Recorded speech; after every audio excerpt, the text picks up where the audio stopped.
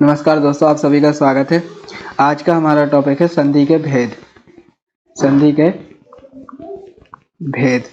तो संधि के भेद की यदि बात की जाए तो संधि के जो भेद होते हैं वो संधि के 3 भेद होते हैं। अब संधि के कौन कौन से 3 भेद होते हैं? तो अगर संधि के भेद की बात की जाए तो जो संधि के 3 भेद होते हैं उनमें से पहला जो होता है वो होता है स्वर संधि। स्वर संधि। दूसरा जो भेद होता है वो होता है व्यंजन संधि। दूसरा जो भेद होता है दूसरा होता है व्यंजन संधि। तीसरा जो भेद होगा वो तीसरा भेद जो होता है तीसरा भेद विसर्ग संधि। तीसरा जो भेद होता है वो कौन सा होता है? विसर्ग संधि होता है। अब इसमें हमने देखा होगा कि इसमें 3 ही भेद होते हैं और इसमें एक चीज और कॉमन आप लोगों को लग रही होगी, स्वर संधि, व्यंजन संधि, विसर्ग संधि। विसर्ग संधि जो विसर्ग आता है वो अयोग बा के अंदर आता है। तो अगर बात की जाए तो ये कुछ वर्ण माला के वर्णों के भेद के जैसा ही है। जितने वर्ण के भेद थे उतने ही संधि के भेद होते हैं। ऐसा क्यों? ऐसा इसलिए होता है क्योंकि हमने पढ़ा था, जो संधि की परिभाषा पढ़ी थी, संधि की परिभाषा क्या पढ़ी थी कि दो वर्णों के मेल को संधि कहते हैं। तो वर्ण कितने होते हैं? वर्ण स्वर वर्ण होते हैं, व्यंजन वर्ण होते हैं, अयोग वर्ण होते हैं। तो जो ये विसर्ग है ये किसके अंदर का आया है? विसर्ग जो आया है, विसर्ग संधि जो आई है वो अयोग के अंदर आई है। तो अगर एक उदाहरण के रूप में अगर देखें तो जैसे हमारे सामने एक शब्द लिखा है अतः।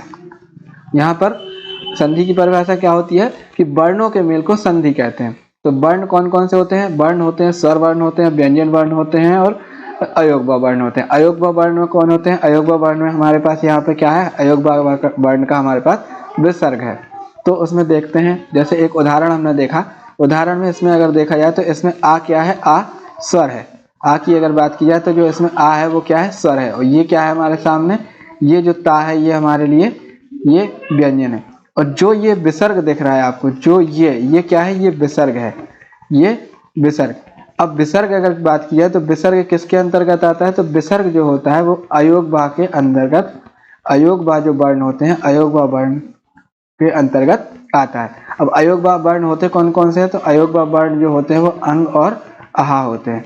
तो जो विसर्ग संधि आई है तो विसर्ग संधि कहाँ से आई है? विसर्ग संधि अयोग बा से आई है। तो जितने भेद वर्ण के होते हैं उतने ही भेद संधि के होते हैं।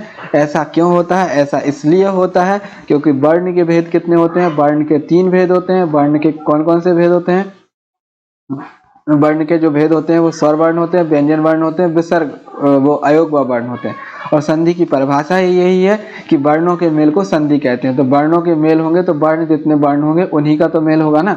तो जितने वर्ण हैं उनका मेल होगा। तो वर्ण कौन कौन से होते हैं? स्वर वर्ण होते हैं, व्यंजन वर्ण होते हैं और विसर्ग में अयोग जो विसर्ग होता है वो अयोग के अंतर्गत आ जाता है। तो एक हमने उदाहरण के रूप में भी यहाँ पर देखा।